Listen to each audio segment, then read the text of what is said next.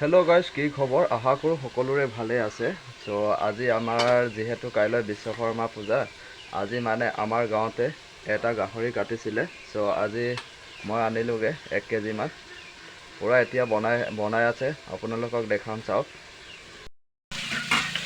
এইটো চাওক গাইজ, বিলাহী আৰু আলু কাটি থৈছে, ডাঙৰ ডাঙৰকৈ পূৰা কাটি থৈছে বিলাহী। এইটো হৈছে গাহৰি মাংস, ভাজি থৈছে এতিয়া চাওক। এইটো 3 পিচ খাম বুলি পুৰি থৈছোঁ। ইয়াত হালধি পাউডাৰ এড কৰি দিছে এতিয়া চাওক। এইটো হৈছে নিমখ। এতিয়া অলপ হিলাই দিব চাওক, পূৰা বঢ়িয়াকৈ মিক্সিং কৰি দিব।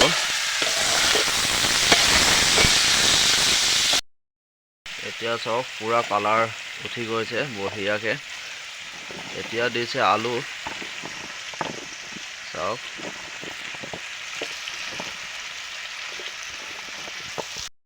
বিলাহীটো পিছত দিম, যিহেতু এই মাংস আৰু আলুবিলাক সিজাৰ পিছতহে বিলাহীটো দিম চাওক। এইটো দি হৈ গ'ল।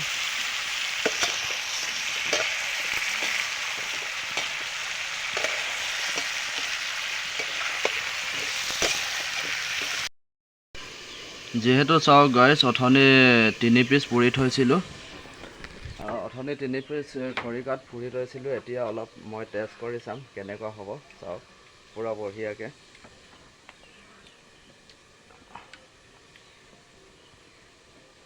পূৰা বঢ়িয়া হৈছে।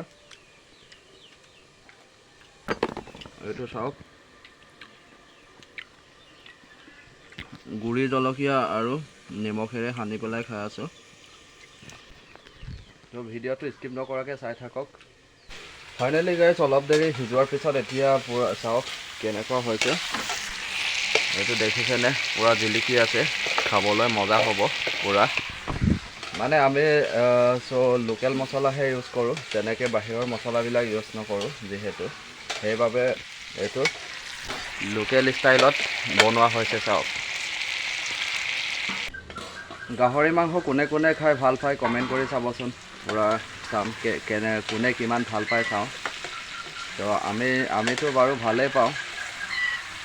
এইটো মাংস আৰু আলুখিনি অলপ সময় ভজাৰ পিছত মানে সিজি গৈছে এতিয়া অলপ। তাৰপিছতে বিলাহীটো দি দিছে চাওক, পূৰা বঢ়িয়াকৈ।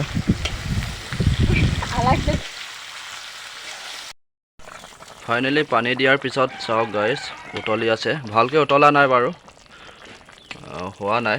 ফাইনেলি হ'ব আৰু অলপ উতলোৱাৰ পিছত গ্ৰেভি ষ্টাইলত হ'ব। এইটো চাওক গাইজ, ফাইনেলি হৈ গ'ল, পূৰা বঢ়িয়াকৈ উতলি আছে, কালাৰফুল। চ' গাইজ, ভিডিঅ'টো বৰ বেছি দীঘলীয়া নকৰোঁ, ইমানতে সামৰণি মাৰিছোঁ। ভাল লাগিলে লাইক, কমেণ্ট, শ্বেয়াৰ, লগতে মোৰ চেনেলটো ছাবস্ক্ৰাইব কৰিবলৈ একেবাৰে নাপাহৰিব। গতিকে লগ পাম অন্য এটি ব্লগত। Bye bye.